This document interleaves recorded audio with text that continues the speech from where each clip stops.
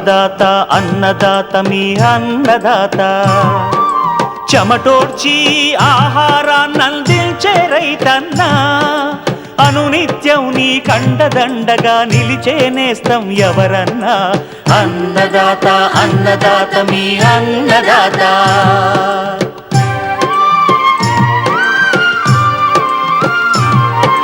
నూతన రీతుల సాగుబడికి నూరింతలు పెరిగే దిగుబడికి సూచనలిచ్చే సస్య రక్షణకు పశు పోషణకి శాస్త్ర విజ్ఞానం అందించి ముందుకు నడిపే తెలుగు రైతు భారతదేశానికి మకుటం అయ్యేలా తీర్చిదిద్దే ఆశయంతో మిమ్ము మేలు కొలిపేది అన్నదాత అన్నదాత అన్నదాత మీ అన్నదాత అన్నదాత అన్నదాత మీ అన్నదాత.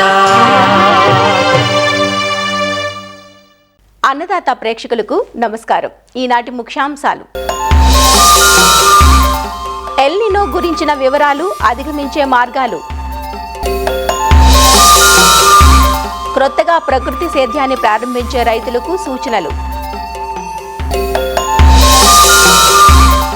వాతావరణాధారిత వ్యవసాయ సూచనలు, ఇంకా జై కిసాన్ వ్యవసాయ సమాచారం.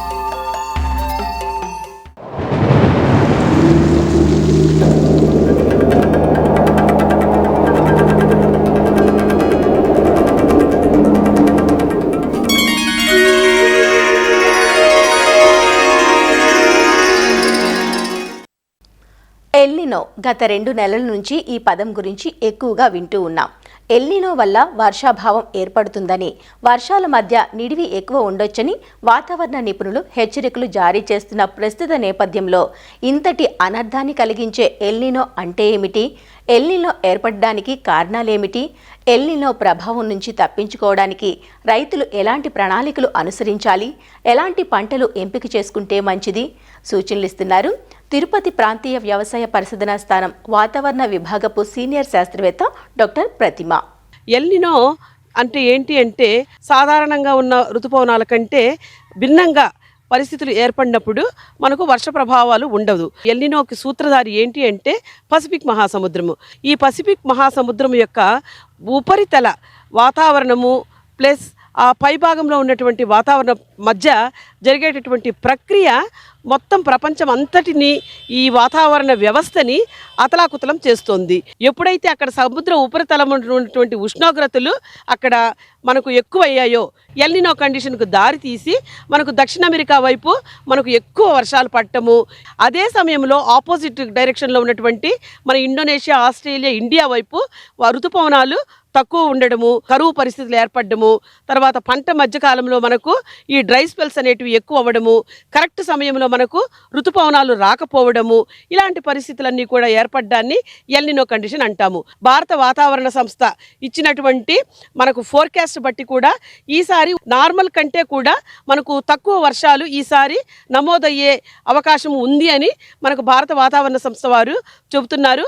అలాగే గరిష్ట కనిష్ట ఉష్ణోగ్రతలు కూడా సాధారణం కంటే ఎక్కువ ఉంటాయని, తర్వాత వేడిగాళ్ళు వీచే దినాలు కూడా ఎక్కువ ఉంటాయని చెప్పి హెచ్చరిస్తున్న నేపథ్యంలో మన ప్రాంత రైతులు పంటలు ఎలా సాగు చేసుకోవాలి, ఎంత అప్రమత్తంగా ఉండాలి అన్న దానిలో మొట్టమొదటగా నేలలో తేమని వీలైనంత వరకు పెంచుకోవాలి. మనకు వచ్చేటటువంటి ఈ ప్రతి వర్షపు చినుకురు కూడా మనము భూమిలో దాచిపెట్టుకొని మనం నేలలో తేమని పెంచుకోవాల్సిన అవసరం ఉంది.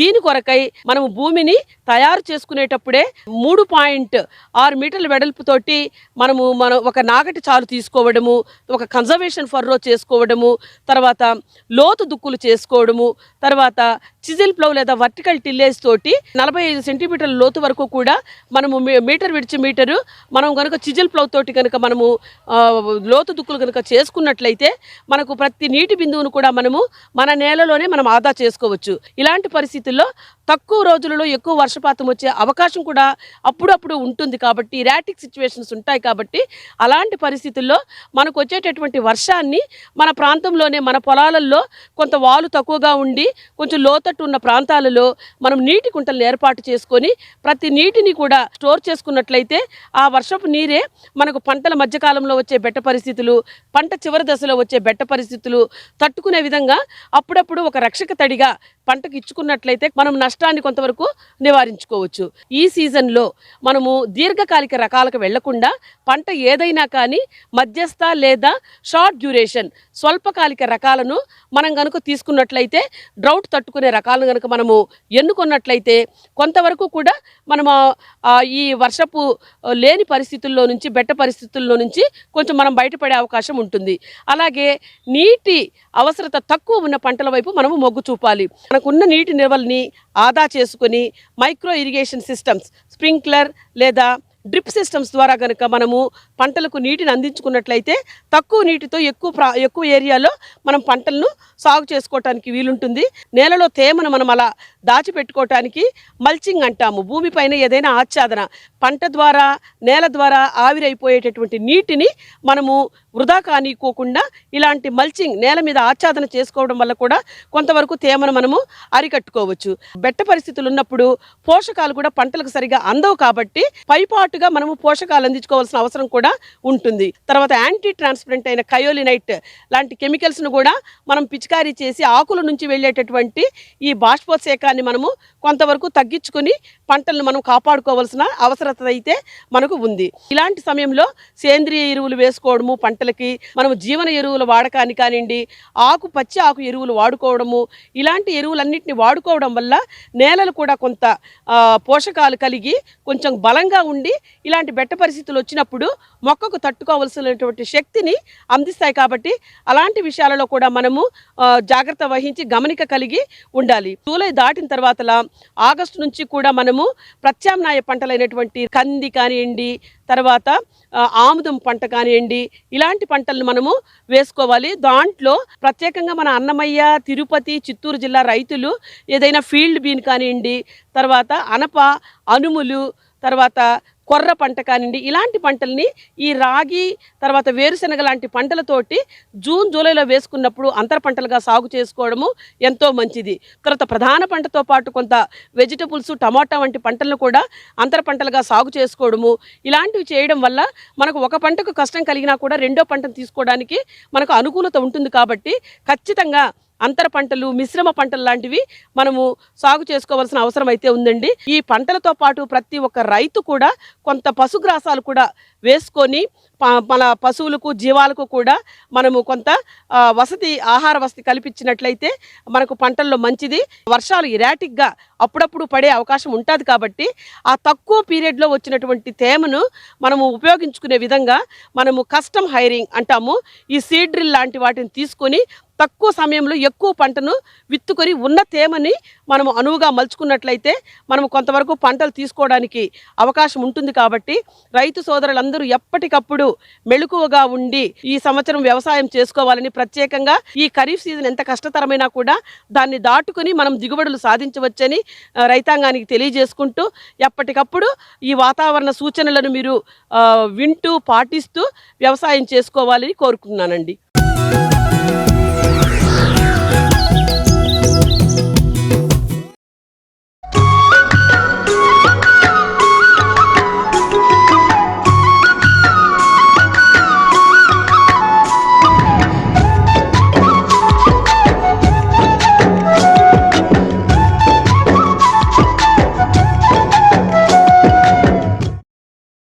నేటికి 60% పైగా వ్యవసాయంపైనే ఆధారపడి జీవిస్తున్న మన దేశంలో సాగు రంగం గాడి తప్పుతోంది. విచ్చలవిడి రసాయనాల వాడకంతో తాత్కాలికంగా దిగుబడులు పెరుగుతున్నా దీర్ఘకాలంలో మాత్రం మానవాళి ఆరోగ్యానికి, పర్యావరణానికి చేటు తెస్తున్నాయి. భూమి జవసత్వాలు కోల్పోయి చౌడుబారుతోంది.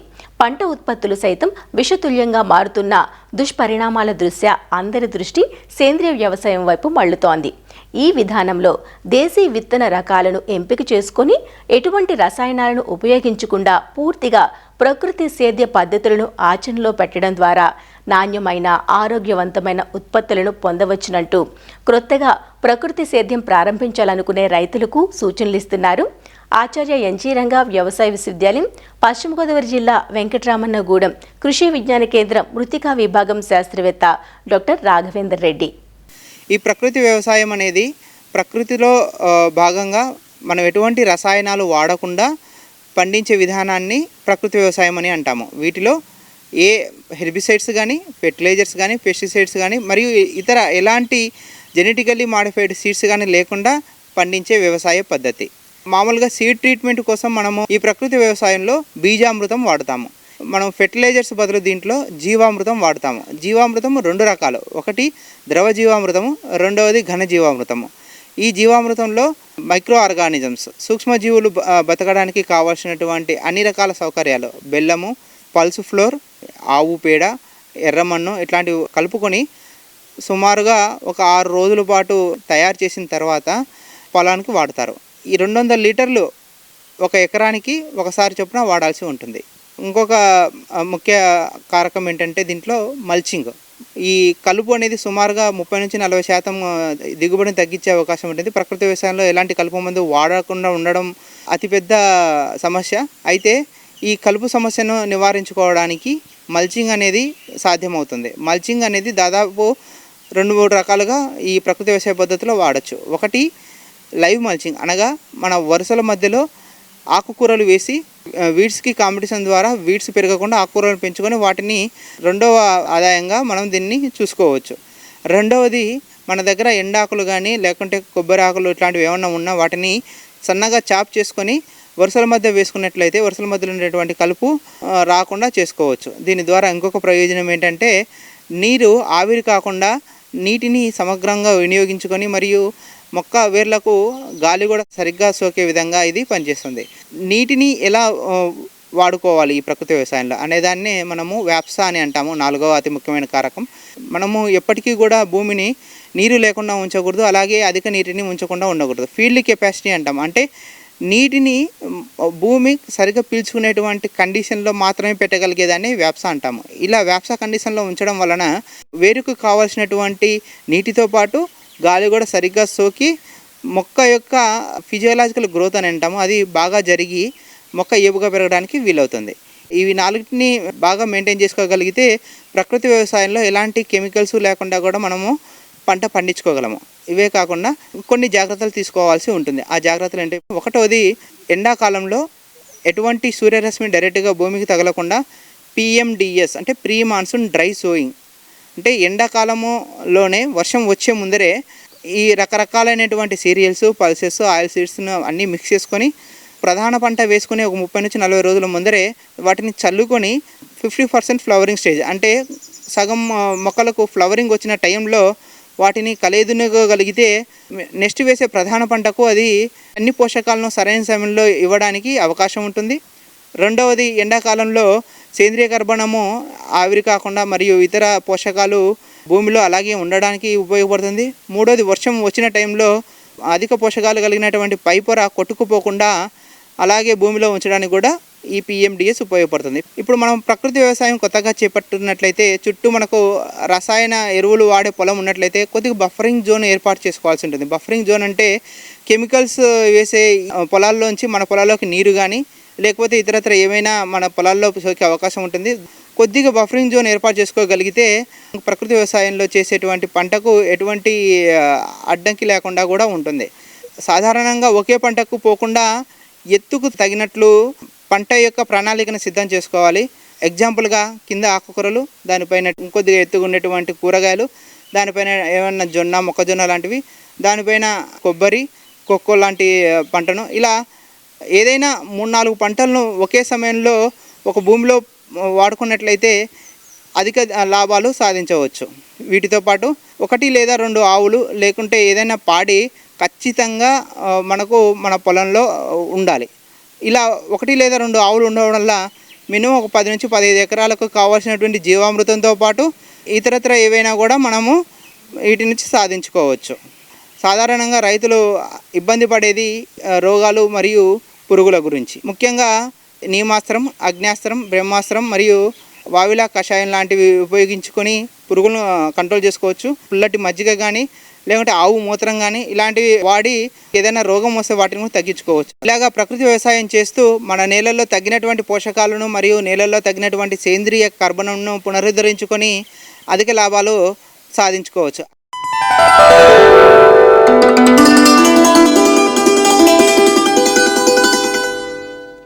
ప్రస్తుతం ఉన్న వాతావరణ పరిస్థితుల్లో పంటల సాగు, సస్యరక్షణకు సంబంధించిన సూచనలను ప్రొఫెసర్ జయశంకర్ తెలంగాణ రాష్ట్ర వ్యవసాయ విశ్వవిద్యాలయం వారు రైతులకు ఇలా అందిస్తున్నారు.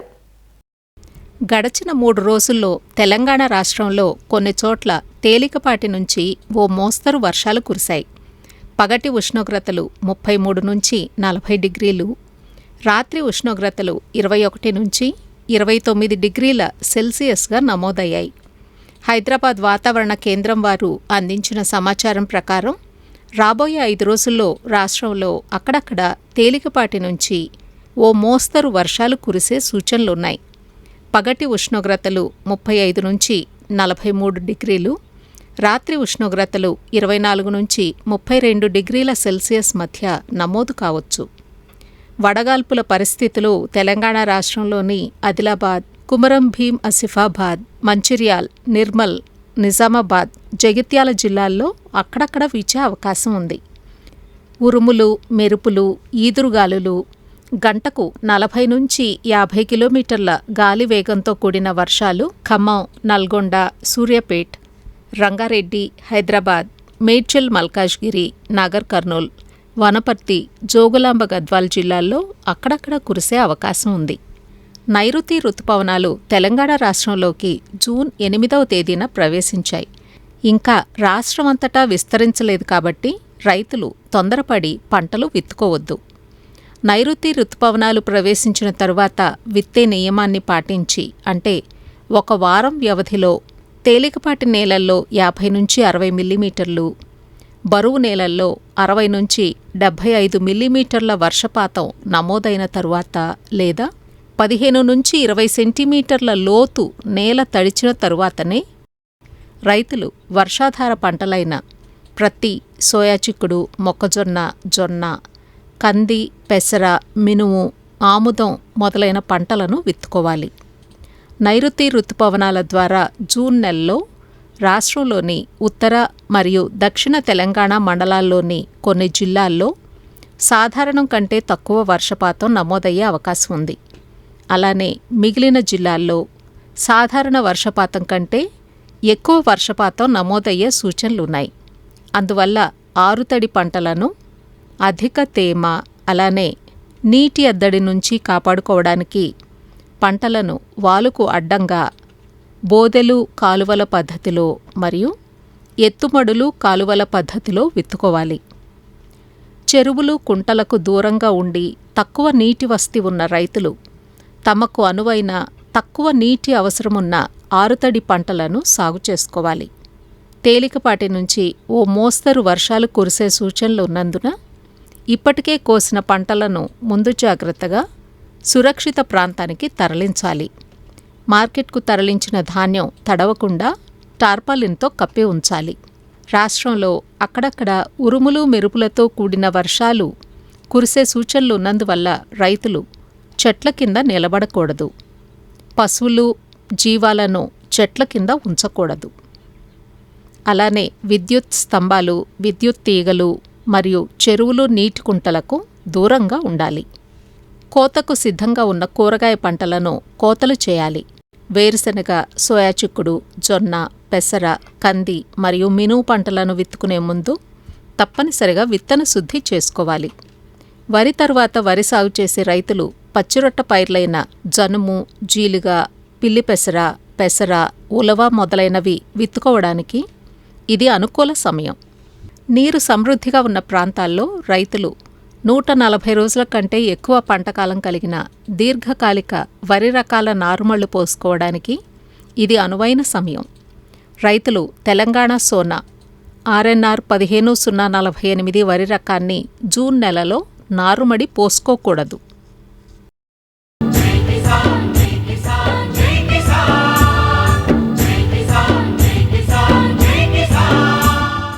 వ్యవసాయ సమాచారం ఇప్పుడు జై కిసాన్లో చూద్దాం. వానాకాలం సాగుకు సంబంధించి మెదక్ జిల్లా వ్యవసాయ శాఖ ప్రణాళికలు రూపొందిస్తోంది. సాగు విస్తీర్ణానికి తగ్గట్లుగా ఎరువులు, విత్తనాలను అందుబాటులో ఉంచేందుకు సమాయత్తమవుతోంది. ఈసారి ఎల్నినో ప్రభావంతో వర్షాలు తక్కువగా పడతాయని వాతావరణ శాఖ ముందస్తు సూచనలతో వరికి ప్రత్యామ్నాయంగా ఆరుతడి పంటల సాగుపై దృష్టి సారిస్తోంది. పంటల సాగుకు ముందు పచ్చిరొట్ట ఎరువులు వాడకంపై రైతులకు అవగాహన కల్పించడంతో పాటు విత్తనాలను రాయితీపై అందిస్తోంది. మెదక్ జిల్లాలో వానాకాలం సాగుకు సంబంధించిన పూర్తి సమాచారాన్ని జిల్లా వ్యవసాయాధికారి దేవ్ కుమార్ వివరిస్తున్నారు. ఈ ఖరీఫ్కు సంబంధించి వ్యవసాయ శాఖ ఆధ్వర్యంలో ఏ విధమైనటువంటి ప్రణాళిక రూపొందించారు, దానికి సంబంధించి ఏ విధంగా సమాయత్తమవుతున్నారు అనేటువంటి విషయాల్ని మనతో పాటు పంచుకోవడానికి జిల్లా వ్యవసాయ శాఖ అధికారి దేవ్ కుమార్ మనతో పాటు ఉన్నాడు. అయితే ప్రస్తుతం అతను అడిగి మరిన్ని వివరాలు తెలుసుకునే ప్రయత్నం చేద్దాం. సార్, మన మెదక్ జిల్లాలో ఖరీఫ్కు సంబంధించి వ్యవసాయ ప్రణాళిక ఏమైనా రూపొందించారా? వానాకాలానికి ప్రణాళిక ఆల్రెడీ సిద్ధం చేశాము. మన మెదక్ జిల్లాలో ముఖ్యంగా వరి, పత్తి, మొక్కజొన్న, అట్లాగే పప్పు దినుసులు, ఇంకా ఇతర పంటలు ఉంటాయి అన్నమాట. కానీ మేజర్ గా వరి మాత్రమే మనం పండిస్తాం. అయితే ఈ సంవత్సరం సాధారణ వర్షపాతం ఉంటుంది అనే ఉద్దేశంతో 3,49,000 ఎకరాలు పంట సాగు చేయాలి అనేది ప్రణాళిక సిద్ధం చేశాము. ముఖ్యంగా డిపార్ట్మెంట్ ఆఫ్ అగ్రికల్చర్ వరికి ప్రత్యామ్నాయంగా ఇతర పంటలు కూడా వేయాలి అని సూచించారు. సాధారణ వర్షపాతం ఉంటే 3,15,000 ఎకరాలు వరి సాగు చేస్తారు. దాంతో పాటు ఇతర పంటలు అంటే పత్తి, మొక్కజొన్న, పప్పు దినుసులు, జొన్న, ఇతర పంటల మీద కూడా కాన్సన్ట్రేట్ చేయాలి అనేది ప్రణాళిక సిద్ధం చేశాము. అవసరమైన విత్తనాలు వరి కావచ్చు, లేకపోతే పత్తి కావచ్చు, మొక్కజొన్న కావచ్చు, పప్పు దినుసులు కూడా విత్తనాలు అందుబాటులో ఉన్నాయి. మనకి ఐఎండి ఒక ఫోర్కాస్ట్ ఇచ్చింది. ఎలినో ఎఫెక్ట్ వల్ల వర్షాభావ పరిస్థితి ఏర్పడే అవకాశం ఉంటుంది అనేది. సో దానికి కూడా డిపార్ట్మెంట్ ఆఫ్ అగ్రికల్చర్ ప్రణాళిక సిద్ధం చేశామన్నమాట. వరికి బదులుగా ఆరుతడి పంటలు మొక్కజొన్న కావచ్చు, లేదా కంది, పెసర, మినుము, ఆముదం కూడా వేసుకోవచ్చు అన్నమాట. సెప్టెంబర్ అలా అయితే శనగలు కూడా వేసుకోవచ్చు. సో మనకి ఇప్పుడు సాధారణ వర్షపాతం ఉంది అని అంటే దీర్ఘకాలికం, అలా మధ్యకాలిక రకాలు వేసుకోవచ్చు. ఒకవేళ ఇప్పుడు వర్షాభావ పరిస్థితి వచ్చింది అని అంటే కూడా, అంటే బోర్లో కొంచెం వాటర్ ఉంది, మళ్ళీ మేము వరి వేయడానికి మేము మొగ్గు చూపుతున్నాము అని అన్న రైతులందరూ వాళ్ళు స్వల్పకాలిక రకాలు లైక్ JGL 1798, అలాగే మనకి తెలంగాణ సోనా రకం కూడా ఉంది, అలాగే ప్రైవేట్ లో కొన్ని వెరైటీస్ ఉన్నాయి. అలాగే స్వల్పకాలిక రకాలకి వెళ్తే బాగుంటుంది అనేది రైతు. నకిలీ విత్తనాలు అమ్మడం ద్వారా గతంలో ఖరీఫ్ లో చూసుకున్నట్లయితే మెదక్ జిల్లాలో చాలా మంది రైతులు నష్టపోయారు. అయితే ఈ నకిలీ విత్తనాలు అమ్మితే వాళ్ళకి ఎలాంటి చర్యలు తీసుకుంటారు వాళ్ళపైన? మేము ప్రతి సీడ్ ఏదైతే ఉంటాయో ఆ సీడ్ ని శాంపుల్ అనాలిసిస్ కి పంపిస్తూ ఉంటాం. ప్రైవేట్ వెరైటీస్ రీసెర్చ్ పరంగా డైరెక్ట్ గా ఫార్మర్స్ ని తీసుకుని ఆ వెరైటీస్ ని వాళ్ళకి ఇచ్చి వాళ్ళ దగ్గర నుంచి గ్రో చేస్తారు. దీనికి కూడా మన చట్టపరంగా ఒకవేళ అంటే వాళ్ళు చెప్పిన ఒక రకమైన స్టాండర్డ్స్ ఏవైనా ఉండి ఆ స్టాండర్డ్స్ కి లోబడకుండా వ్యతిరేకంగా ఉంటే మాత్రము చట్టపరంగా చర్యలు తీసుకోవటం జరుగుతుంది. డిపార్ట్మెంట్ ఆఫ్ అగ్రికల్చర్ సబ్సిడీ ద్వారా జీలుగా, జనుము, జీలుగా అయితే 4,000 క్వింటాళ్ళు, అలాగే జనుము 3,000 క్వింటాళ్ళు మెదక్కి రావడం జరిగింది. సో దాదాపుగా ప్రతి ఒక్క PACS సెంటర్లో, అలాగే ARSK సెంటర్లో, మండల్లో డిస్ట్రిబ్యూట్ చేయడం జరిగింది. ఇంకా కొంత సీడ్ ఉంది. ఇది 50% సబ్సిడీ పైన లభ్యం. వరి కోయలు కాలుస్తా ఉన్నారు. దానివల్ల రైతులు అటు మోటార్ స్టార్టర్ డబ్బాలు కానివ్వండి, తర్వాత వివిధ మోటార్లు కానీ కాలిపోవడం జరుగుతూ ఉన్నది. పెద్ద ఎత్తున నష్టం అనేటువంటిది, భూసారం అనేటువంటి దెబ్బతింటా ఉంది. నష్టపోతా ఉన్నారు రైతులు చాలా మంది. అయితే దీనికి సంబంధించి వరి కొయ్యలు కాల్చకుండా మీరు రైతులకు ఏమైనా అవగాహన కల్పించారా? సో ఇప్పుడు మిషన్స్ ద్వారా హార్వెస్ట్ చేయటం వల్ల దాదాపు అట్లీస్ట్ ఒక 1/2 నుంచి 1 ఫీట్ వరకు కొయ్యకాలు మిగిలిపోతుంది. సో రైతులు ఏం చేస్తున్నారంటే నెక్స్ట్ దున్నటానికి ఈజీగా ఉంటుంది అనే ఉద్దేశంతో చేస్తున్నారు. అది చాలా తప్పు. కొయ్యకాలు కాల్చడం వల్ల భూమి అనేది గట్టి పడుతుంది. పంటకి ఏదైతే అవసరమైన కీటకాలు కావచ్చు, లేకపోతే సూక్ష్మ జీవులు కావచ్చు, ఇవన్నీ కూడా చనిపోతాయి. సో కాబట్టి ఈ రైతులు గుర్తుపెట్టుకోవాల్సింది ఏంటి అని అంటే, ఇవి కాల్చకుండా ఆ కొయ్యకాలని ఏవైతే ఉంటుందో నీళ్లు పెట్టేసి కనీసం ఒక 3 బ్యాగుల సింగిల్ సూపర్ ఫాస్ఫేట్ అంటారు, అది వేసేసి దుక్కిలో దున్నేసినట్టయితే భూమిలో సారం పెరుగుతుంది, సాయిల్ అనేది గుల్లబారుతుంది, పంట ఆరోగ్యంగా ఉంటుంది, దిగుబడి పెరిగే అవకాశం ఉంటుంది. ఖరీఫ్ సంబంధించి ఈ యూరియా కానివ్వండి, ఫాస్ఫేట్ కానివ్వండి, మనం మెదక్ జిల్లాకు ఎంత అవసరం ఉంటుంది, ఇప్పుడు ఎంత వచ్చింది? మనకి 2 ఉంటాయి, అడుగు మందులు ఉంటాయి, పైపాటుగా వేసే మందులు ఉంటాయి. ఇప్పుడు ప్రెసెంట్ మన దగ్గర దాదాపు 4,000 metric tons complexes and DAP ఉంది. అలాగే యూరియా చూసినట్టయితే మన ఖరీఫ్ అంటే ఎండింగ్ సెప్టెంబర్ వరకు చూసినట్టయితే దాదాపు 26,480 మెట్రిక్ టన్స్ మనకు అవసరం ఉందండి. ఇప్పుడు ప్రెసెంట్ బఫర్ స్టాక్స్ మన దగ్గర 4,700 మెట్రిక్ టన్స్ ఉంది. అంటే మనకి డిఏపి కానీ కాంప్లెక్సెస్ ఆర్ యూరియా కానీ యాజ్ ఆఫ్ నౌ మనకి ఎంత అవసరం ఉందో అది ఉంది. అది అందుబాటులో పిఏసిఎస్ లో ఉన్నాయి, అలాగే ప్రైవేట్ ఫర్టిలైజర్ డీలర్స్ దగ్గర కూడా ఉంది. రైతులకు సూచించేది ఏంటి అని అంటే, ఎరువులు తీసుకునేటప్పుడు ఎంఆర్పి అనేది క్లియర్ గా చూడాలి. ఎరువులు రేట్ ఎక్కువగా అమ్మటం కానీ, లేకపోతే హోర్డింగ్ అంటే ఎక్కడైనా దాచిపెట్టడం కానీ అలాంటివి ఏవైనా జరిగితే టాస్క్ ఫోర్స్ కానీ లేకపోతే ఉన్న వ్యవసాయ అధికారికి మీరు కంప్లైంట్ చేసినట్టయితే చట్టపరమైన చర్యలు కూడా తీసుకుంటాం. మూస ధోరణి పద్ధతిలో వరి సాగు కాకుండా పంట మార్పిడి చేసుకోవడం ద్వారా అధిక లాభాలు ఆర్జించవచ్చు అనేటువంటి విషయాన్ని మనకు జిల్లా వ్యవసాయ శాఖ అధికారి దేవకుమార్ తెలపడం జరుగుతుంది. శేఖర్, మెదక్ నుండి. మరిన్ని విభిన్న అంశాలతో రేపటి అన్నదాతలో మళ్ళీ కలుసుకుందాం. నమస్కారం. అన్నదాతలు తమ సందేహాలు, సమస్యలను 18004254085 టోల్ ఫ్రీ నంబర్లో ఉదయం 10 నుంచి 11 గంటల మధ్య పని దినాలలో సంప్రదించగలరు. ఈ కార్యక్రమాన్ని యూట్యూబ్లో www.youtube.com/అన్నదాత ఈటీవీ లింక్ ద్వారా వీక్షించవచ్చు.